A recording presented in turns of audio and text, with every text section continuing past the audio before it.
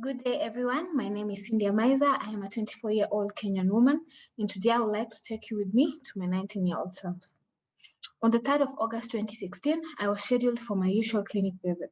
When I entered the doctor's room, I immediately saw bottles of tenofovir, lamivudine, and efavirenz, commonly known to us as Tealine. I was surprised because my usual treatment was just Septrin. My doctor informed me that everyone had to be initiated on ART because of the implementation of the new test and treat guidelines. I knew that I was living with HIV since I was 7 years old, and I knew that one day I would have to start taking ART. But still, this came as a total surprise to me. Nevertheless, I started taking ART, and already within a week, I started experiencing side effects. Commonly for me was the insomnia with extremely depressive thoughts. I never wanted to go out of the house, not even to school. I had low self-esteem. I stopped dressing completely. I was anxious all the time. I distanced myself from everyone and everything. All I wanted was to be alone in a dark room with completely nothing. I started to self-harm because that was the only way I knew I could express my frustration. Till a certain moment, I decided to stop taking my new medication and stick to what I was used to. That is Septrin.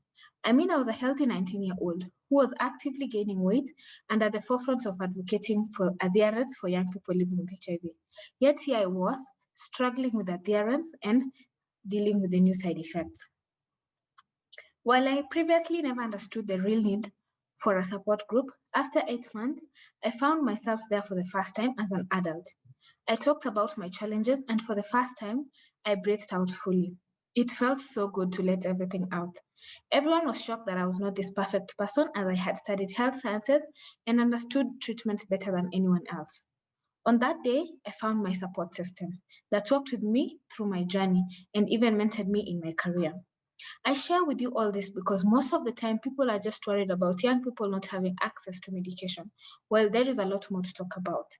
I was given medication, yes, but was never told on how to deal with the side effects that I would experience from taking this medication.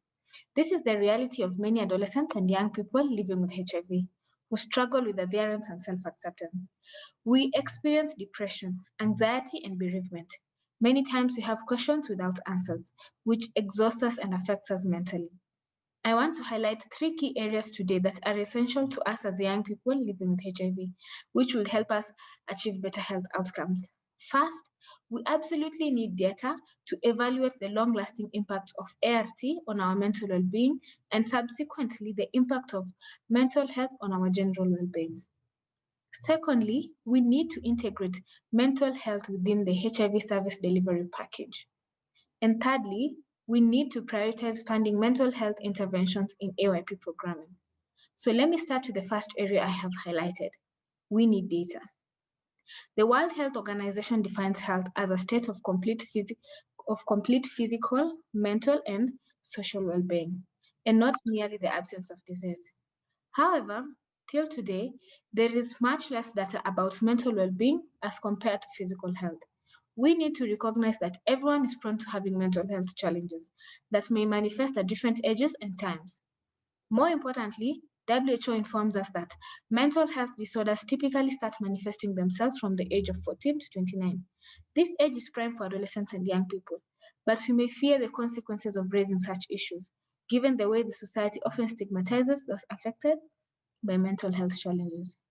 In recent years, more and more young people have dared to speak about their mental health journey. But despite the needs of mental health among adolescents and young people being more visible, the prevalence of mental health issues among adolescents living with HIV is still not well understood. We simply lack data. The data is critical for countries to respond to our mental health needs and for us to hold our governments accountable. The lack of data hinders our advocacy and progress. We need disaggregated data on mental health to know what our needs are, not just the top-down biomedical data on health that is available to us right now. Remember that young people can play a key role in filling this gap. I am so proud to say that 2 global consultations being led by Y Plus Global on behalf of the University of Newcastle, Youth Stop AIDS, and WHO focused on the mental health needs of young people living with HIV.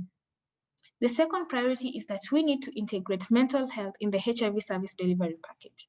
In our facilities, we completely lack tools that can be used to assist in assessing and identifying mental well-being. It is expected that once you self-assess yourself, you will directly open up to doctors or healthcare providers to get help. I believe a lot of young people do and will fall through the cracks of the system, majorly because it takes a lot of time to acknowledge that you are drowning in all this and you are the only one who can save yourself by first acknowledging you need help. These cracks and gaps have become even more acute during this COVID-19. Research has shown that 143 young people living with HIV in southern Malawi have undergone a research from July to September this year. And 72% have shown that they have feelings of depression at least once a month. And yet at the same time, healthcare providers are less able to respond because of their own levels of stress. A PATA healthcare provider survey carried out in April and May of this year with 188 respondents in 17 African countries found out that when asked about their current level of stress in relation to COVID-19, 26% reported they were quite stressed, 27% were very stressed, and 44% were extremely stressed. This leads me to my third and final point, which is that we need to prioritize funding mental health interventions in adolescents and young people programming. This includes providing much greater financial support to community-based, peer-led psychosocial support groups. Looking at all the people who have lived with HIV for more than 20 years, they continuously inform us that they overcame their mental health disorders through the support they got from these groups, which are a lifeline for so many people. In the current situation, especially for Kenya, where there is no funding for this, it has left a lot of young people with nowhere to turn to.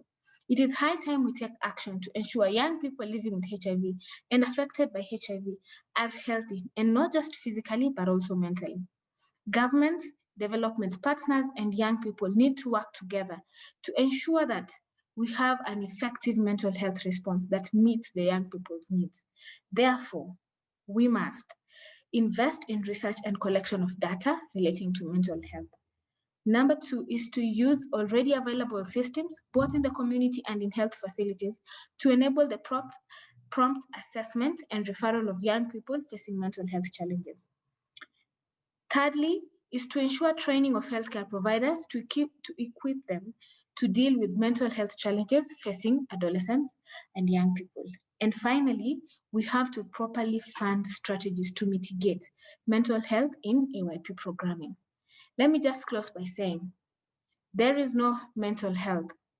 There is no health without mental health. Thank you.